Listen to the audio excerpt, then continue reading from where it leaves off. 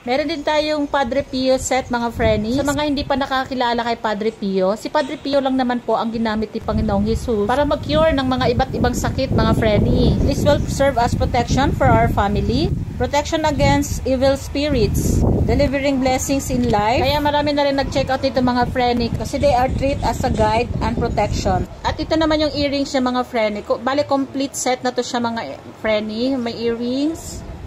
Ayan na po yung necklace niya. Napakatibay po. Ang tigas ng ano. Ayan, mabigat yan. Matigas, mabigat. At saka yan yung chain niya. Snake chain yung ano niya.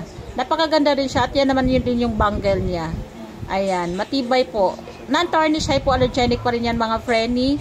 Ayan, 169 lang po yan. Tatlo na. Pwede din kayong makabili ng per piece. Ayan, check niyo lang po ang yellow basket mga friendly kung gusto nyong per piece, bangle lang, kung gusto niya necklace lang, or earrings lang, or sing-sing lang. Kaya, ayan. Yeah, depende na lang po sa inyo kung ano po yung gusto i-check out. At yan naman po siya, mga friendly, kung when worn. Ayan, ganyan siya. Hypoallergenic pa rin siya, mga friendly, ha? Non-tarnish. COD pa rin, Luzon, Visayas, at Mindanao. Kaya check out nyo na.